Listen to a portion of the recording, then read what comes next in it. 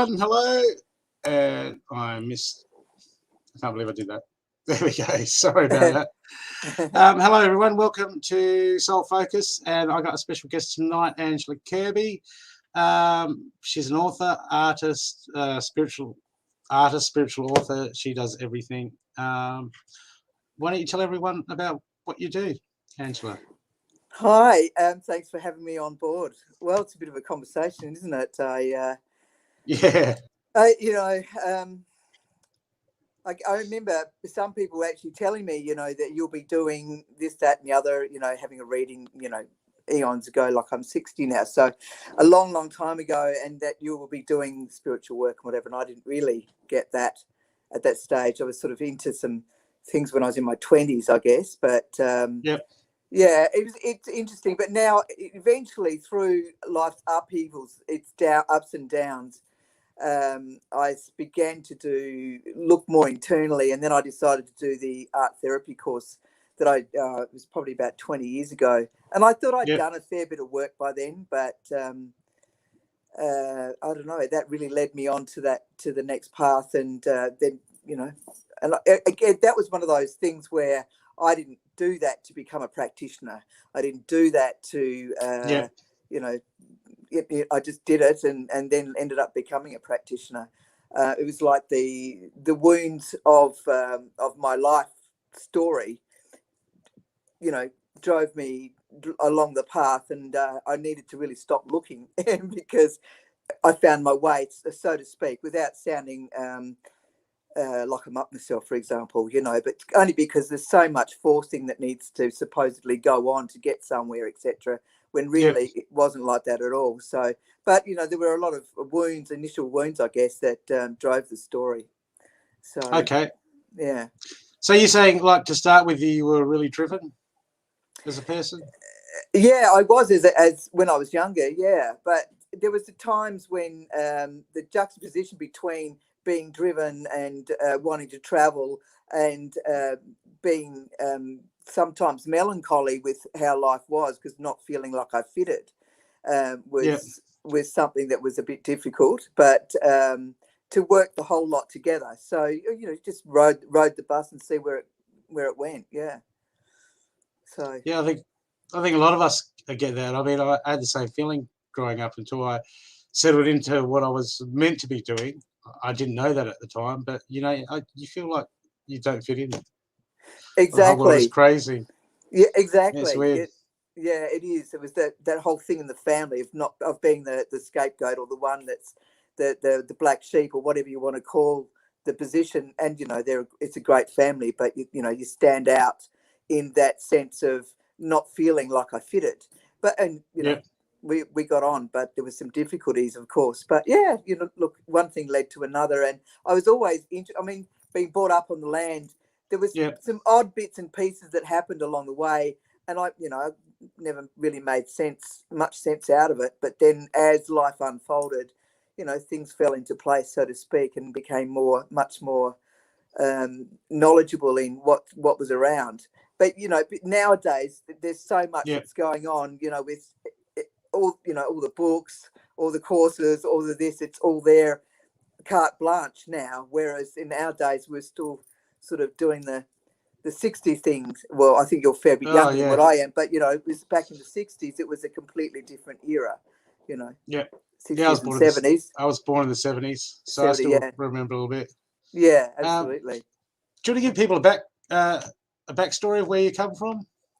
I was born in Melbourne and adopted a couple of days later, apparently the story goes, and then I was brought from Melbourne over to the southeast, just north of Mount Gambier, brought up on some land, beef cattle and sheep, with my mother and father and two brothers, and then not long after there was a sister that was actually born. So I ended up being the only person who was adopted in the family. That I went to school in the Mount and in Mount Gambier, and that seemed to be okay. But again, the Mount it's a great place, and when I go back there, I like to hang out, and I often think, wow, it'd be great to go and live there again. But I don't know. I'm not sure. I think I like coming and going from there, but there's a sense of great connection there. But Adelaide's, I always sort of knew that I was going to be in Adelaide. It's where the study was. Adelaide's always been, for me, a place of study, a place of healing. And that then became, you know, the healer. And I can see where things through my life have linked up, you know, from being helpful to people when I was a kid or whatever. And, you know, a sense of caring, a sense of holding space for people. And it wasn't that I was setting myself up to do that. There was just a part of it, you know, how we just sort of came naturally. Yeah, it sort of came natural, I guess. Yeah, but the art started when I was in my early teens. You know, probably soon earlier than that, but you know, really young. I used to sit in my bedroom at quite often would just sit there at my table, the desk, looking out the window, and sometimes I'd just be writing stuff. I always felt compelled to write. Sometimes it would be poetic, but sometimes it would just be, you know, I can't stand this. It's really pissing me off, or I blah blah blah yada yada. And then at the end of feeling like I'd expressed what I was writing, I would then do some drawing, because you know, sitting there at a meal, eating a meal with my mum and dad or with the sister or something, and not having anyone to talk to. So that's why I felt compelled to write. And then at the end of writing, I would draw, and then I would feel really great from drawing. And sometimes it was just round and round and back and forth. It was just like a doodle. Other times it could be something quite figurative. But and then I would feel quite guilty that I'd written what I'd written, sometimes because it wasn't all that nice. Wasn't always that way, but because I felt then really quite elated from the drawing that I'd done, and sometimes would almost go into like a mystical state. You know, that didn't happen every time. Don't trust me. It was a rare occasion, but that was the beginning of the art therapy. You know, again, it was one of those things that I could look back and go, even when I used to, you know, altered states of consciousness, and as much as they were illegal and weren't things to be done, they were things that I did do in my teen and 20s and whatever, because they were ways of a way of escaping pain and suffering and whatever it was. But as it turns out, they were, you know, a lot of the learning about the, you know, DMT and different altered states of consciousness to be able to help explore ourselves, our subconscious, and help us to shapeshift or move, not shapeshift, but move along. Well, shapeshift, move along what's ready to be shifted along, rather than just being in the 3D plane, you know. So fascinating. So, and then you know, I went and studied art. I was curious as to different mediums and the you know, what I was painting on or drawing on or whatever, and so I went and learnt about pastels and chalk and you know, and charcoal, and then became painting and painter, and then was doing ceramics and stuff like that. I loved all of that sort of thing, and I loved the knowledge and learning of it all. But then after a while, I felt, you know, I had a lot of exhibitions and whatever, and did all the things that you do as an artist. But I found that felt really shallow after a while. I felt that I didn't, you know, it might be my art on the wall or whatever, but the exhibitions, I didn't feel like I fitted there. The people who were there to see or buy or do or whatever, I just didn't feel like I fitted after a while. So I started there was a part of me that started to break up, so to speak, and shift from that mainstream way of doing art, even though it was alternate, into going to the more spiritual based work. So I started doing the mandalas when I did the art therapy 20 plus years ago, and we only spent a couple of hours doing them, and but that from that moment onwards, you know, I was compelled to do these circles or compelled to do these drawings, and it was a great journey. So So how was that when you were doing the art and then you started doing the mandalas? Where was the point that you became sort of like spiritually aware? Were you always sort of switched on, or did you just there was life change? Well, you know, it's now that I can look back at different times throughout life, and I could see that it was always there. But you know, there was definitely a lot of times where it was closed off, because you know, you're in a household doing mainstream things, and in the school and governments and whatever that were mainstream. So you're playing along the role, whether you fitted or you didn't. You just did what you were supposed to do. But I mean, there were some mystical experiences. I said it's in my bedroom as a child type stuff. There was some strange things that happened. Can you tell us? Explain. I remember waking up one night to a big, huge explosion of light in my bedroom. There's a lot of things that I didn't really say to anybody really, because to me, I just sorry to put you on the spot. No, that's okay. Because I didn't feel compelled to share it, because it wasn't something that was always talked about. It seemed like I needed to just keep that sort of weird stuff to myself, or it seemed weird. It was a bit of an anomaly, or a bit of a time warpy stuff. And then I in my 20s, I had started to have. Well, I mean, you could look at taking LSD as being mystical in a way. I'm not touting to go and do that sort of stuff, but they would be, in a way, an older state of consciousness. But when I started to really look at life and walk away from any excess of smoking, drinking, all that sort of stuff. Sorry, I'm sort of chopping and changing here. I then gave all of that up, and I danced back and forward for a while. But then I suppose I came across the more spiritual literature and meditation stuff in my 20s, and I had a great awakening in my, it would have been I don't know, in my 20s at some stage. And a woman, she just took me through this guided process, and I could see clearly it was like I was in the journey as she was describing it. It was quite astounding, and that was the Kundalini awakening, I believe now.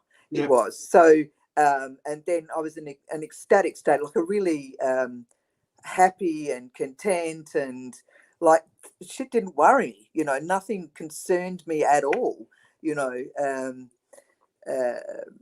for quite some time. But then, you start to open and the dance back and forward between the old way and the new way, and then feeling really lonely, and even more, I don't belong, and I've got to leave this town. I don't fit. I don't want to drink anymore. I don't want to smoke anymore. I don't want to do anything anymore other than do my art and meet people that you can talk about, all things that were in more higher realms. Not higher because I was higher, but or better than. It's just that I was more interested in that than getting married and having children. Like my first. Yeah, we're talking about house renovations. Yeah, that's right. So at 28, I remember distinctly that would be the first Saturn return, feeling like I had like that I'd actually done all right, that I hadn't failed because I didn't have a family and felt compelled to do all that. I loved my friends and their children and all that sort of stuff, but it just didn't feel like it sat well with me at all. I always knew that I would be much better as an older. I remember being, as an older person, I remember being frustrated and couldn't wait to get older, because I knew that life would make much more sense. And it does a lot more. I mean, there's a lot that I don't know. There's so much more to learn. The more I learn, the more I realize I don't know, all that sort of stuff. But I love the knowledge, and I love what's around now. I mean, the last 18 months, I have never. I mean, I used to listen to a lot already before then, but now there's just everyone's popped out of all the light workers, all the star seeds, all the the awakens have really popped their heads up, so to speak, and are really opening up and helping this big transformation that we're going through now. I think that's really exciting. I love it. Yeah. Provided we don't go into any of the the 3D, the TV, and all that sort of stuff where the fear mongering goes. Anyway, It's like that, isn't it? You put it on and you just start to get triggered, and you're like, I'm going to turn it off now. Yeah, that's right. Yeah, that's right. Yeah, well, it's an interesting time now. Like it is. Your tower moment, and if you've been awake for that long, you've been watching this play out for a while.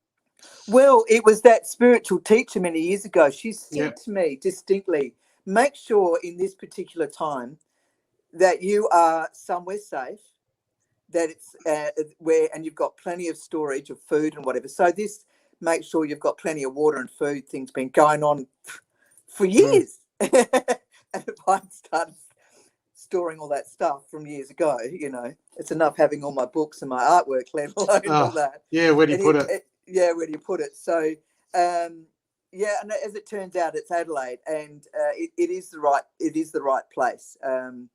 It feels like a good place to be. I mean, as a kid growing up in the Mount, we always looked at, Queensland would be the place. But no, I love Adelaide. To me, there's space. You can be at the ocean in 15, 20 minutes. You could be up in the hills in 15, 20 minutes. You could be out, up north on the way out to the desert pretty quickly, or down south to the grapevines and, the green of whatever. It's almost like it's the right size, isn't it, Adelaide? It is. It is. Yeah, it not is. too big, not too small. Yeah, and all those people who might have bagged us years ago in those other states in Australia might be a bit, little bit. Oh, maybe we should have stayed there. Only takes me 20 minutes to get to work. yeah. Well, I'm already at work because I am where I am, type thing. I work from home, so which is great. Yeah. So, so what were some of the looking back at your steps as you become awake and you become on this spiritual journey? What are some really important lessons that you could pass on to some of the people that are going through similar stuff at the moment? Oh gosh, learning to be with yourself. I mean, that sense of meditation, like at times I have great moments of excitement of thinking, God, I'm really glad I started this years ago. And yoga and meditation, those sort of things, and journaling, that sort of stuff as a way of expressing what's within you, because otherwise you're too on the top, too on the surface, and it's too easy to get suckered into the fear and that sort of stuff. But it's a journey. Life is a journey, and we don't arrive and everything's tickety boo. It's an ongoing thing.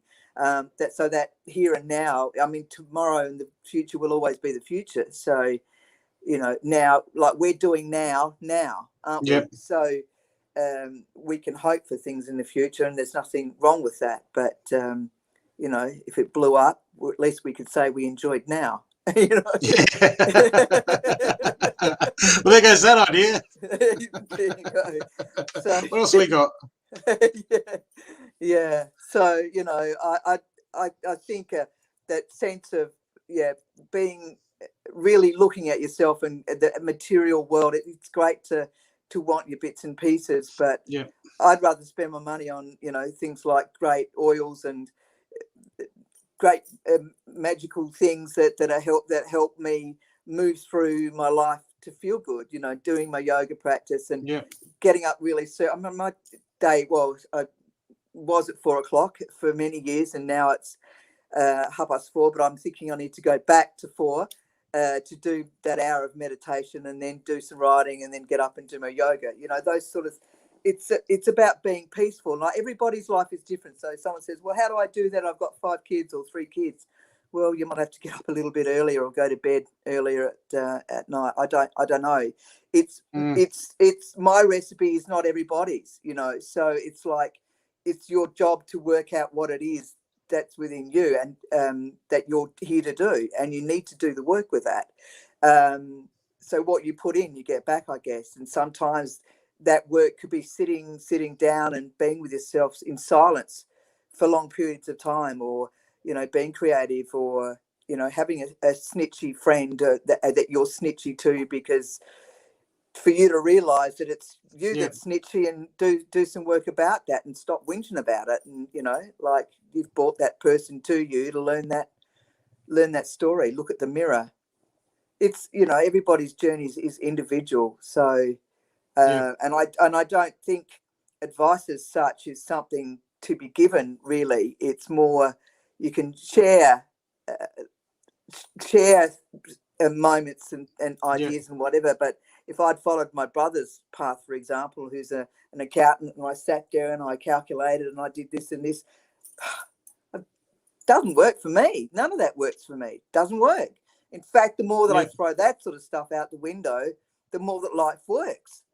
Whereas for him, he's needed to do that. It's really funny. Yeah. So, and that's not a criticism, that's just the way that it works. But it's learning to give yourself the gift enough to fall in love with yourself enough at a deeper level. Not a look at me, aren't I bloody beautiful? Yeah. It's not about that. That ego stuff needs to be clamped down, so to speak. I mean, ego's great, but it's clamping down and getting that heart-centered sense of love, that when you look at a tree or a flower or another person, you get that feeling of greatness, So it takes a fair bit to get the shitty stuff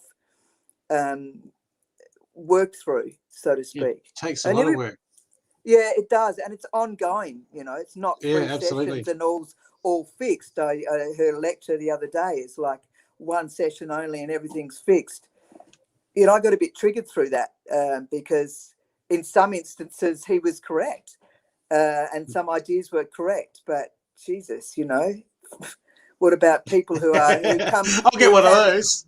Yeah, put me in for a session. Yeah, that's it. All fixed. You walk out one door and come out the other. All right, ascension. Here I come. Done. Yeah, but if you've been an SRA victim, it's intense work. I haven't been, SRA. So, but not that I remember or recall, but that sense of, 1 session's obviously not going to be enough. So, but it's a journey. That journey can be healing, hands-on healing, to talking for a bit, going through your, then your practical work and bringing it up, else. processing it. Yeah, that's it. So whether it's sometimes working in a big group of people is really great, other times one-on-one, sometimes it's just on your own. That whole idea of going out into the desert for a few days alone is a great idea, to really be with yourself, feel that fear, feel that sadness, allow it to be there for yourself, love yourself enough to give you that gift. That little girl, that little boy is still very much in there, as is that rebellious teenager. Oh my God, Oh yeah, them. Yeah. Oh yeah. Every time I turn on the TV, that rebellion comes out. Yeah. Absolutely. Yeah. So what sort of now can you tell people about your business and I started the art therapy years ago, and such a without going to the story of arrival, it was just the perfect thing at the perfect time, and for day one it was exactly where I needed what I needed to be doing.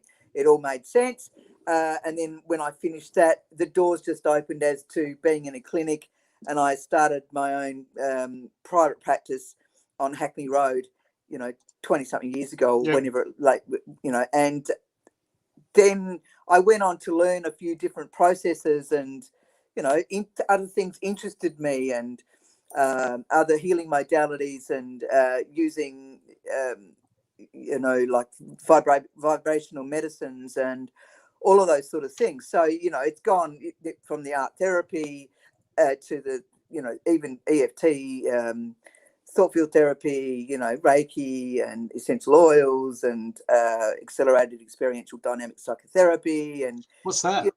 I went over to Canada to do some work over there to just look at other ways of. I was there for a while to learn about this process. So it's, instead of continually talking, it's grab a moment, a captured moment when somebody, and it's funny because people will automatically, when you say just stop and feel that feeling for a moment, and they'll want to continue on that expelling the story stuff. And it's not that you're stopping the story, is that you start to feel the emotions or see the emotions coming up. So you inquire about that moment, you hold that space, give that felt sense or that feeling, that emotion, a space to express itself, rather than continually railroading onwards. you can go back into that or onto that if it needs to be. But that part of your body where that memory or that stored response has opened up, and it wants its space to be heard and felt. So Yep. so it's it's in recognizing that. So you need to be fully aware of and with the client, of course, to be able to get the captured moment. So and then the crystal light healing bed, and then there's the raindrop technique with the essential oils. And so each client's really different in what suits them, and somebody might do a bulk of work with me with the art therapy and the counseling and the Yep. the deep emotional work and that sort of stuff, and then go into doing the raindrop technique or crystal light bed, or it's that way of the process of allowing the healing to take place when you're laying down and allowing yourself to drift off, allowing the ascended masters or whatever to come in to help you, the benevolent beings to help your God, whichever way you want to put it, the universe, Yep. to help in that healing process. Yeah. So well, sometimes clients only come for a couple of sessions. Some clients are on and off over a long period of time. You end up it's something that people feel drawn to. It's important that you listen to that yourself in who you want to be as somebody who can help be your mentor or guide or a therapist or spiritual teacher or whatever you want to call that person. And sometimes they're for a long time, other times it's a short time. Each person's to their own. I don't want to it's not about pressure. It's being there for that person, and they know when it's time to go. Sometimes people might run off because initially because they're frightened and want to go back to a psychologist, for example, and then after a while come back, because they're facing themselves, and it feels uncomfortable in your belly. It feels uncomfortable in your chest, your throat. Oh my God, you feel alone and lonely and crying and upset, don't fit, whatever it might be that's happening. And I guess until you've gone through the process, people don't realize how important that is to go through all that. Yeah, exactly. And everybody's process, it is different, but and sometimes they're not ready at that time. There might be a bulk of work that you do with somebody, and then they might go away for 2-3 years and then come back, and they're into it. And the bush flower essences, I love the bush flower essences, working with them. That's really helped to work on all the levels of the person's being. What do you do with the bush? What are they? Well, that's they're again like vibrational medicine. So, and they each of a flower represents a balanced and an imbalanced position. Like Boab is about negative family karmic patterns, or what have we got? Sunshine Wattle, so it's about joyful optimism. Stirred Desert Pea is about grief. Crow Ear is about worry, and upheaval in a relationship is Red Suva Frangipani, or gripping fear is Grey Spider Flower, or Dog Rose of the Wild Forces, inner and outer turmoil. Bluebells, opening your heart to love. Tall Yellow Top is about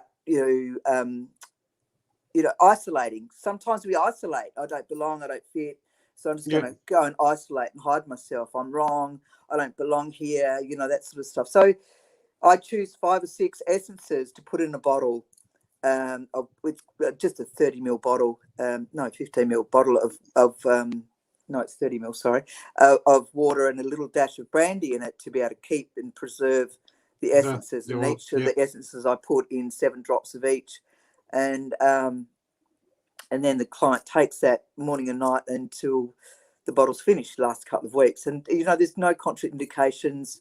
You can go to the Bushflower Essences website, ausflowers.com.au, for more information. But I studied it. It was another one of those looking for something that I need something to help a client in between sessions type thing. And I'm not a doctor, so I can't give them a script or whatever. I wouldn't want to do that either. And I'm not a naturopath. I can't make a nice gnarly little tincture to take. So then when I was learning Reiki, I walked into this room, thought, when it was explained to me, that's it. So I studied the online course for a year, which was really great, and then went on to do level 1, level 2. I didn't go to Sydney for level 3, but then he went on to do the white light frequencies and the light frequencies and the divine presence essences, which are more, they're not of the flowers. The bushflower essences are about each of the flowers, whereas the white light and the light frequencies and the divine presence essences are about specific places on the planet that the veil was thinner, or they were places where the energy was contained for whatever was to be contained within that particular essence. So and they're amazing, and all those particular essences were really great gateway for the time that we've been going through, over the last 10 years or so, longer than that, to leading up and through this time now. They couldn't be more relevant, I tell you. They're really, really good. So yeah, they've been very handy for clients, so that we can still have a life. You don't go, well, I can't, I'm spinning out, freaking out, so I just got to go and live in a box for 12 years. Like, no, we've all got a life. We can still do this work. We can still meditate. We can still wipe a baby's bottom if we need to, because you're having the children or whatever, and you can do the whole lot. But then we also give ourselves time to have time out, so to speak. Jump in the car and go bush. Yeah, it needs to be done. It does, and I actually could do more with that. Definitely. So I miss the land. Yeah, I mean, we just, in this day and age, it's just so busy. It's like, when people get burnt out, or they finding it hard to get time to themselves, it's just so understandable. Yeah, absolutely. I think that whole thing of going out bush and living out bush again would be really a great idea. But then I think I might be too isolated. But you get to do things in earth time, or nature's time. You can't throw the seeds and expect them to be growing tomorrow. It's great to be able to watch each day's cloud or lack of cloud, or watch the plants grow, or whatever. You know what I'm trying to say. So it's as a means of slowing down and getting away from this constant go, which to me I think is a form of escapism. A way of escaping ourselves. And then we make ourselves wrong and all that sort of thing. So when it's like, stop. Still though, to get out of nature, I remember just going down. When I go and meditate at the beach, I was meditating at the beach one day, and for just over an hour, and then when I walked back up to the road, I could feel the electricity, the magnetism, oh, wow. The electricity, and I was like, I never noticed that before. Wow. And I'm like, and then I stopped, and then I walked back a few steps, and okay, now I can't feel it, and then walked back into it, and we don't. Sometimes we don't realize how bombarded we are with all the energies around us. Well, I mean, it can turn the Wi-Fi off at night, and then your phone flashes up. Do you want to connect to all these other systems around you? It's like, oh my lordy, Shungite. Yeah, labradorite. Oh my god. Oh gosh, yeah, all these, like we're an array of stuff around the neck. It's hilarious, and the shungite's really great, and plus on the phones have all these little, I don't even know what they're called. Some of these little sticker things that have got, I've seen them. They're like what do you call those? You can step into it. It's like a holographic type of a thing that you can put on your routers and your phone and you just, it's a must to do those sort of things. Well, see people, when I felt that the electricity field as I walked up the beach, and then I walked in and out of the field and could feel it, it just made me wonder how much stuff is just messing with us, and we don't even realize that it's not necessarily always us. Yeah, let alone the stuff that falls out of planes and what's in our water and what they spray on our food. I know. Yeah. I don't even cook with tap water.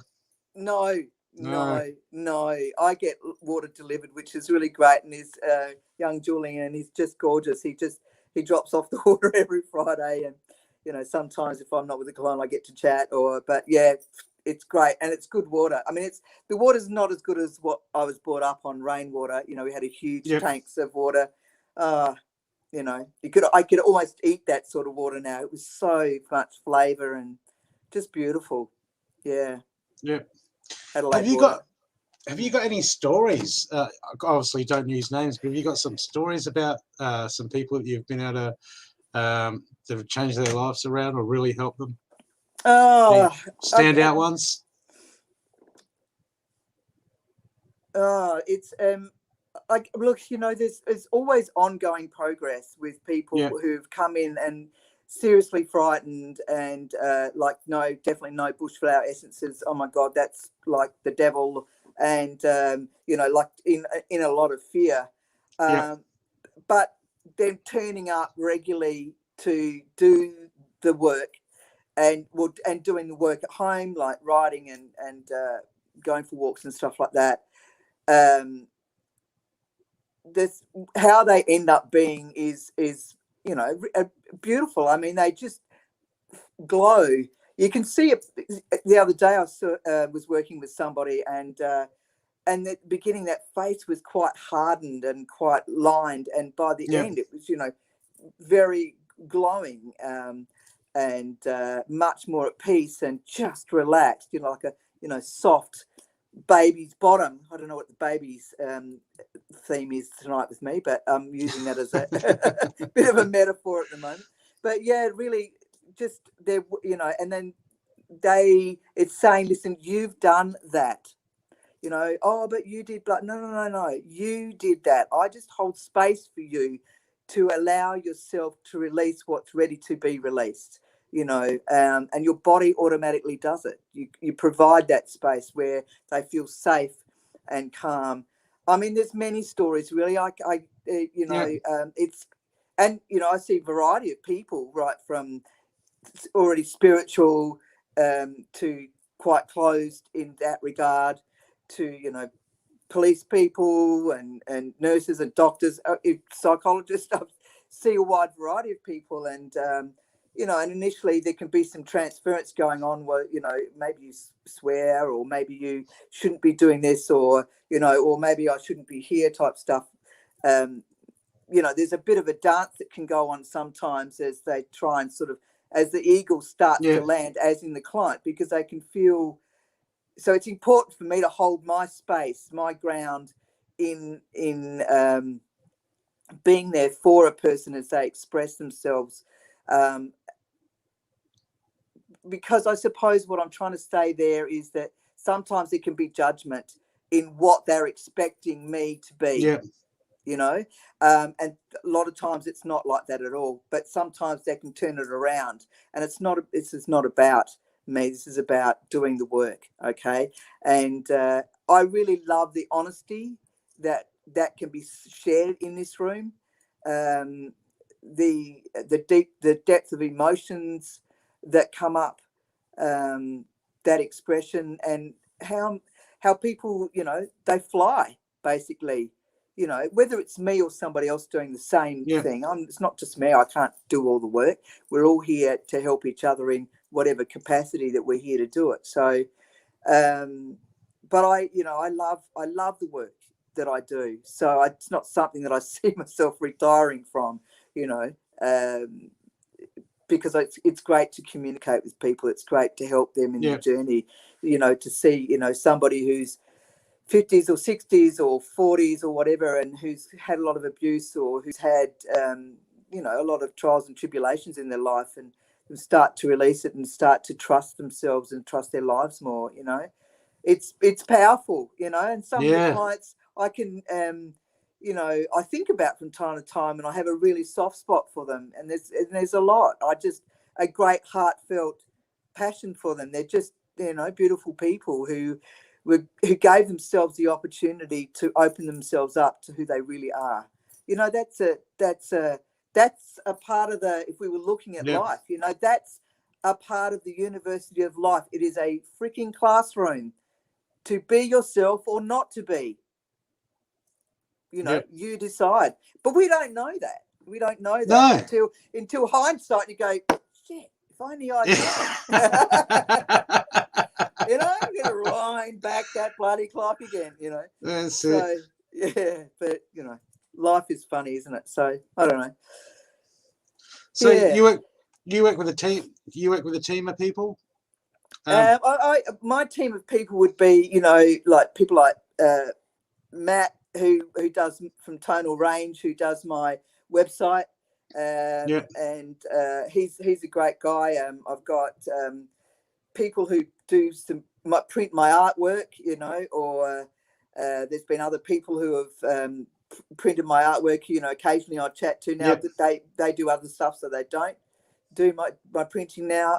Who else?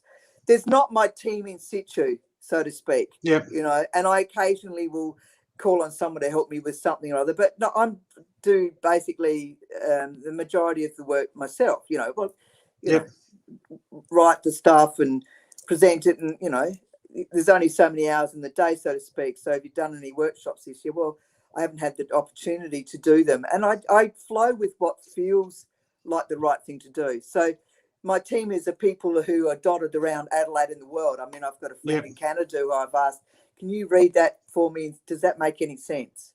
And part of that, I've got no idea. And there's Kate McEwen. She's been really good. She helped me with my book. Seriously. I bet she regretted saying, yes, she would help me edit my book. Oh, my God. What a joke. That was a really big journey, and I'm very, very grateful to her. And you know, one of my teachers, the one who taught me the art therapy, I mean, he passed a couple of years ago, and he was a great mentor and a guide in my life. He could be a bit prattish at times, as we all can be, but you know, an interesting character. So you're also a psychic, aren't you? You do psychic work, clairvoyance. Clairvoyance. Well, I think we all have got the abilities, and however you see and feel and whatever is what ability you come from the majority of the time. But the more you clear yourself up, the more sensitive you become. There's probably some hypervigilance in there that I got from the trauma of being adopted and not feeling like a fitted and whatever else you want to put in there, I guess. And then it's been there. It's always been there. So it's not a thing I really thought about. And then somebody called me, I don't know, years ago and said, well, do you want to come and do readings? And I thought, oh, okay. And I'd been doing them on the phone for Cecilia for quite some time, studying and then doing calls and studying and doing calls. And I loved it. I really loved doing that. And I don't do as many expos. Well, we haven't been able to in the last couple of years, but I love the Body Mind Psychic and the one that Alison and her partner run, and the Gawler Psychic Expo, and you know, that's really good. And also Daryl, he does the Adelaide Jail one, and there was lots of other ones around, and the ones we used to go up in you know, up north with Karen and her friend, I can't think of their name, and go to, you know, places like Mildura or Broken Hill or whatever. And it was good to do it with a lot of people. It's different than when it's in the clinic here, you know, giving someone 20 minutes in a room crowded with people, as opposed to here in a clinic with just me and that person. Or, you know, I do a lot of online stuff. I work internationally as well. I talk with people online, and within Australia as well. And, you know, like, sky's the limit, isn't it, these days? That's not a big deal, because we all can do that. You can speak to anybody you like in the world. So, but I really like that work. It was something that I found difficult initially to want to come out, because I was brought up in a family of not clairvoyants, you know. So they're very much into the very mainstream type of careers, you know, accountants, lawyers, doctor, you know, those sort of things, as opposed to, you do what? You know, And Is that even a thing? You know, can you scientifically prove blah blah blah? That's not scientific based. You know, I like, you know, whatever. But look, you know, I tell you, it's where we're heading and where we are now. The work doing this, it's a great segue into doing a body of work, doing readings and then helping somebody with the transpersonal art therapy. You know, it's powerful work. Instead of being in this tiny little box, we open up that box and we've got the whole, you know, the realm to work with in opening ourselves up to opportunities to release the issues that are going on, to really open up to who we are, you know. So but I don't need to. It's not about me putting down anything else to be that, but I had a lot of problems in saying that I did that work. I shut up about it basically. But the guy who asked me to come out and do readings, then I really sort of had to, you know, fess up, I guess, and go out there and do them. And I'm glad I met some great people along the way. You know, Tanya Chumley you might want to speak to her one day. She's great if you haven't already. And she's really, I'm thirsty, hang on. She's been somebody, we work together, we go away together, and we might not see each other for months. I go and pick her up. She said goodbye to hubby and the kids for a couple of days, and off we drive off to somewhere, and we work. You know, she's in front of me. She sees her clients, I see mine, and whatever, and everybody else sees theirs, and it's a great companionship. We speak a similar language. You know, you can't bullshit to each other. No.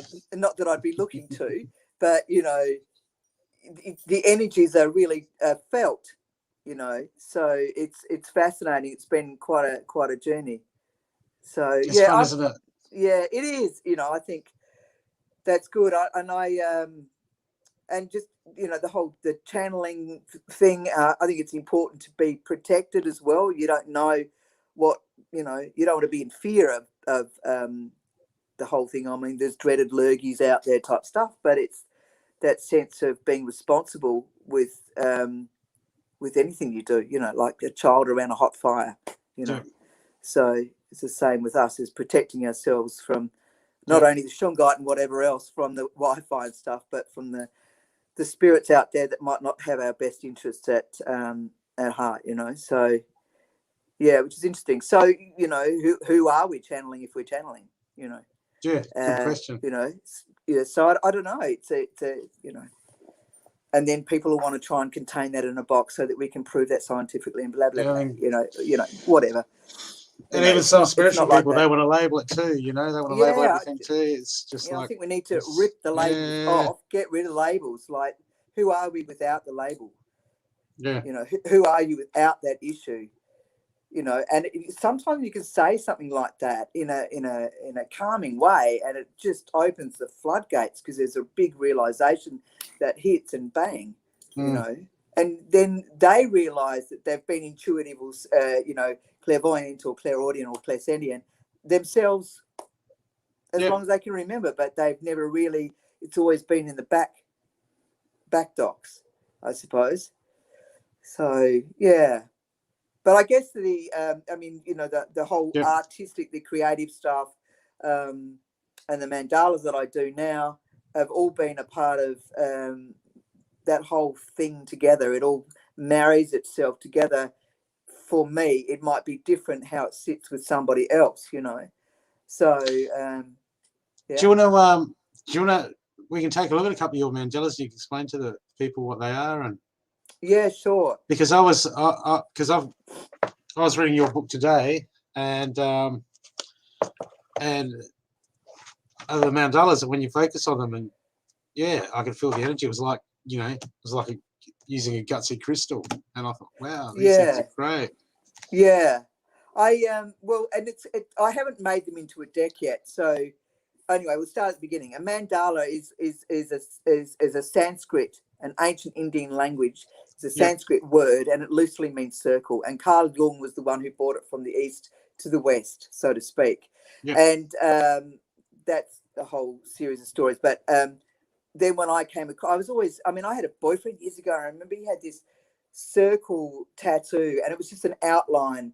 And I remember thinking, wow, I really loved that tattoo, you know. And I ended up, you know, I hated tattoos, but then eventually I got a tattoo, and I thought, well, it's got to be a circle. I spent quite a bit of time drawing this circle, and I fiddled around because I thought if I'm going to put anything on my body, it's got to be my design. Anyway, so I did that.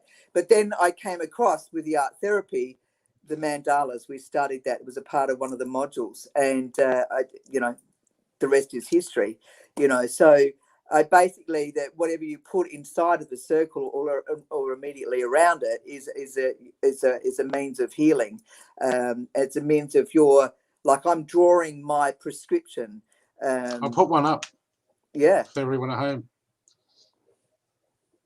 There we go. Yeah. So that was one of the more later ones. I'll just look this one up. It's let me have a look. So if we look, okay, going back to that one. No. Never know. Where did it go? All right. So that one's called Darkness. So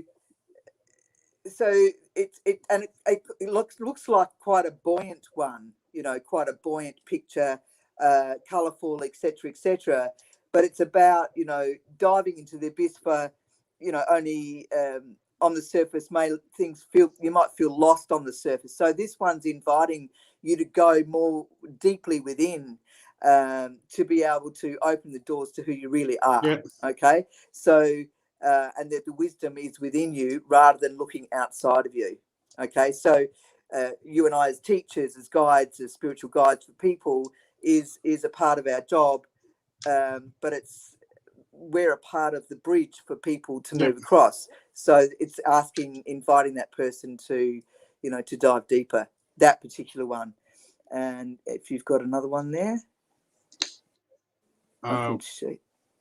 Well, the thing is, if you went to my website, there's one actually I did here earlier this year called Ascension. It's a very pink one, and it sort of goes up into the. See if you can get it. No. Okay, so that was done. Gosh, when was that? I think that was done a couple of years ago now, and that's a dragon around the outside. So it's actually done. 2020. It was done last year. Oh yeah. So the invitation of dragon energy offers protection for you and what you have created over the time. So, you know, some of which is birthing itself now. So as you can see, the dragon is actually, you know, underneath, but the tail goes all the way around the outside, and that back legs sitting back there, ready, in the front legs. You know, so you could it could easily get up and run off, but it's also holding and protecting what's growing inside and what's opening up. And,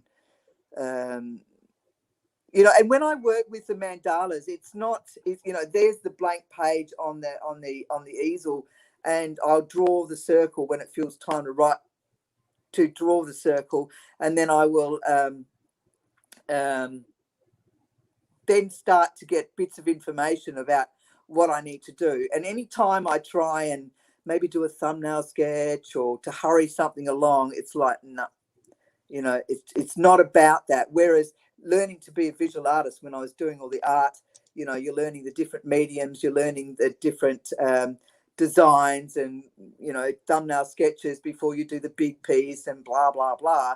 Whereas this, it's like you get downloads of information. Now it's time to go and draw this.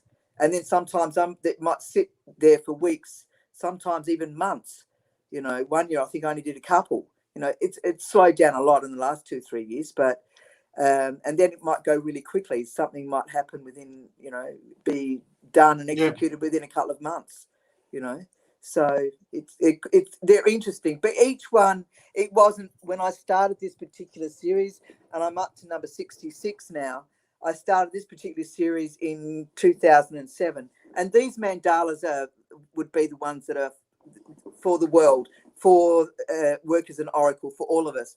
Yeah. Whereas my own private little ones and my own private little healing, whatever they are, these are too, but these are for a much bigger picture type stuff. So my job is to get out of the way and draw what needs to come through. And then it's the same with what the meaning is as well. And with my book, instead of having it as a having a deck of cards to go with the book, the mandalas, not all of them obviously, because the series continues, doesn't it? So what I do is you get yourself, there's 54, so there's a specific area that the book of the book that they're in, and you just say, okay, so what is it that I would like to learn today, or what is it that I need to know that helps me through today? Whatever question you need to know, or an answer, probably not a yes or a no, let's be a bit more broad detailed, but not a definitive yes or no. It's like, what could help me with the situation related to blah blah. And then get yourself feet on the ground, big deep breath in and out, and clear yourself, and then just open it up. And so this one came up, which is support. So I don't know, it's hard to sort of focus the mirror anyway, you can't really see that one. It's number 23. So this was done fairly early in the scene. So it was done probably 2010 or 12, I don't know, something like that. But it's to gather support systems together that help to heal you and guide you on your path. So, and it's time to also share with others. So each one has its message related to the question. It's uncanny how whatever's ready to be spoken, and it's not just open up and look at the mandala. It is about reading the words, because it was through the journey of drawing the piece.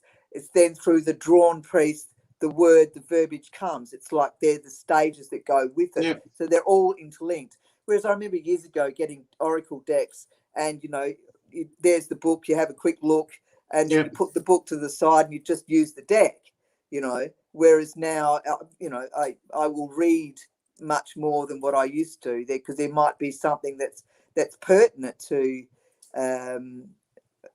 more pertinent to the person who's it being read to, for example, or for myself, then that might be missed if I hadn't read it. Then there's times to just sit there and look at the drawing for the sake of looking at the drawing. What is it? And then doing some meditation to it, and then doing some journaling with it. How does that speak to you? And sometimes when you do like those really soft eyes, you close your eyes over halfway, like that drawing there, it starts to warp in and out a little bit. It starts to, the colours set back, the darker colours set back, and the lighter ones dance on top, so which is quite an interesting aspect. Or if you're on an evening and you've got the picture on a wall, and you've got a soft light, and or the sunsets, whatever, and that broad, big, bright colours of during the day, and it's so obvious, and on that flat surface of that early evening or the early morning, it starts to warp. So it's interesting. And how do you feel about that? What is it doing for you? What is it? What's the words of wisdom there? What's it saying? Do I feel safe or don't I? It's all a part of the journey, and helping yourself in your life. Yeah, because I opened it up and I got one, and as soon as I looked at it, I just felt the energy just go boom, as I focused in on them. They're great. Well, you can measure the amount of light that's in them as well. I've got a particular chart, pendulum that I work, and some of them are higher frequencies than others. It's quite interesting. So, okay, so they'll resonate at different parts of the body. Yeah, they would, absolutely. Yeah, absolutely. Oh, beautiful. Good. So what we'll do is we'll go, if you want to, we'll have a look if we've got some questions. Loretta asks, can the universe mislead asking for us? Can the universe mislead us in our questions or our quests for? I don't understand that one. Yeah. Okay. Well, but the question, if it's saying something like, if you. Oh yeah, like when can it mislead us when a question? Someone's asking us a question for someone else. Like if someone's asking us something, like say just for a pendulum or something, can the universe mislead us? Well, if you're centered and you've got setting an intention for protection, like I always ask for protection before I start with my clients, or before I start the clearing work because I work as a professional clearer as well. So that's shifting a whole, lot of things, from spells and things that are, dead people and Anunnaki implants and all sorts of different things. I've got to go and ask for, Archangel Michael and his legions of angels and whatever else to create a field of safety and protection around me. And, are you coming from integrity when you're asking questions? And how does that feel? Sometimes that doesn't sit right with me. So that's probably a no. But, are you being honest in, how do you create that neutral space? It's about getting to know yourself as well. Getting yourself and to trust yourself to get into that neutral place, to be able to allow the pendulum to do its talking. Yeah, absolutely. And we've got one here. What is your understanding of ascension, or would it be descending? Oh, that's a good question. I think because there's some people who would be saying, we're here, why would we be ascending, or descending is about going down, isn't it? And ascension's going up. So if we were looking in the 3D world and the astral plane is the bridge to the 5D, although there's some people are saying we're not only going to the higher realms of the 4D. So, I don't know, 6 one half dozen the other. But is that sense of ascending, all right? So going up into the 5th dimension, but, as you, I suppose over lifetimes, you're going into ascending, you're going up into the different realms. Yeah. That's a very brief answer. That's subject. Are you alive? Do you pass? Or, ascending into what? From what? That's assuming we are something. Yeah, I'm just wondering that sort of question if you're getting baited. Yeah, exactly. That's why I'm trying to sort of be quite big in the answer in a way, So, if you could go back to yourself when you first started doing all this, what advice would you give yourself? Oh, to trust and let go of being addicted to sadness. Yeah. I can actually distinctly remember when that happened, and pain and suffering, and it didn't need to be that way, but I didn't know that's what I was doing. I didn't. So there are certain, because I can see it in other people as well, how we get caught up in that. So I would say, to trust in life, which is a really big thing to say. Trust, such a word. Just to go with your gut feeling, and I don't know. I look back, I wouldn't have. How could there was a lot of big questions to be asked that I don't know that I would have been able to have swallowed them and to have been able to get them. But I don't know. So I just wondering, if people, where do they get hold of you if they want to get in? If they want to find out more about you. Well, there's my website, so that's frizzkirby.com. So you can always find me there, or on Facebook, or Telegram, or Instagram, and Google. Although I spend most of my time on DuckDuckGo now, but I do. What is that? I've never heard of that. Haven't you DuckDuckGo? Yeah. Well, because it's the mainstream that do Google, so a lot of people went from YouTube and Facebook or whatever, and got slowly or they were chopped off these places because they were restricted because of what they were talking about. Yep. They went over and transferred to these other places, and DuckDuckGo was a place where you went where you weren't going to be traced, basically, so to speak. You wouldn't remember everything that Google does. Okay. Google wasn't necessarily on our team. So, Tell me about it. yeah. Yeah. Anyway, Well, we've all got our job, haven't we? yeah, we have. I mean, Yeah. I've got some people that have asked to come on the show, and I'm like, I ain't talking about that. I'm on YouTube. Yeah. Well, that's right. Yeah, you've got to be really careful. I watch a lot of people who've been kicked off. It's their seventh channel, or like Yep. Patriot Street Fighter, his seventh or 11th, whatever, and this other one who's been this third channel, and yeah, it's quite interesting what happens. It is. We won't go into that. No. Is there anything else you want to add? No, I think that just be gentle, be kind to yourself, to other people, and and if you need to go and down the beach and scream loudly when there's no one there, and then feel good to yourself and be good to yourself, and be gentle, be kind, listen to yourself. And do we get this book? Where's your book available? Well, the book's available on. It's not in a newsagent, or it's nowhere. It should be nowhere in bookshelves, so to speak. It's on Balboa Press, Barnes and Noble, Amazon. All of those sort of bookshops online. Basically, Yep. You get it, or people can actually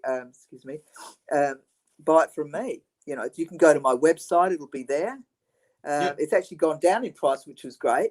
So it's because it was, they were asking for $70, but I think it's now $60. So that was a bit more reasonable. But it was, there's a lot of colour in the book. So these things. Yeah, happen. it's full of artwork. Yeah, like, full of it.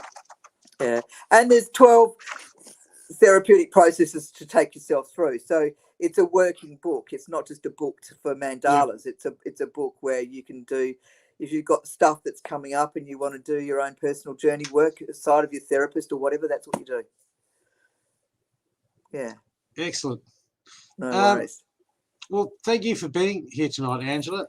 I've got some of your links in the show notes. Thank you. I'll get some more off you because I can edit them anytime, so I can add links. So I'll put a link into where people can find your book. Thank you. I appreciate that. No I could worries. probably put you onto I've got a YouTube and I don't really do much other than just the meditation that I do weekly. So it's the same thing really. Yep. But I could always put it up there. Yeah, not a problem. This up there. Yeah. Anyway. Yeah. I'll work out how to do that later. Yeah, exactly. I'm still learning. Yeah.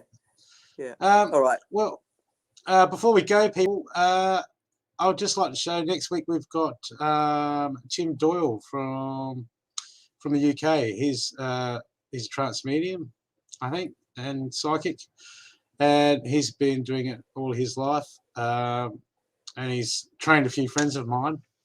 So I'll just give you a quick snippet of that.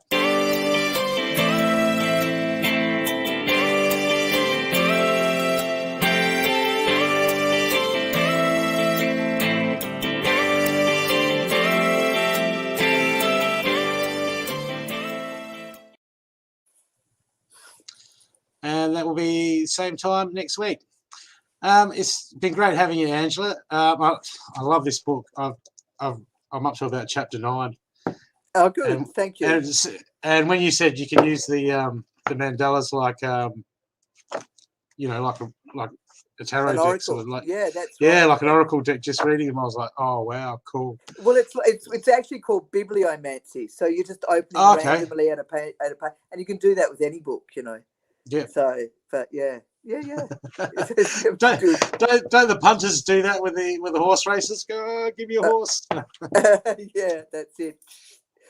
Yeah, that'll be the winner, number 22. Yeah, good luck with that. Yeah, exactly. I'm not doing that one. Yeah. Okay. Thank you very much. I appreciate it. Oh, it's been lovely to have you on the show. Learned so much. I was just researching mandalas today. This afternoon, trying to work out what they were, and I just had no idea. Yeah.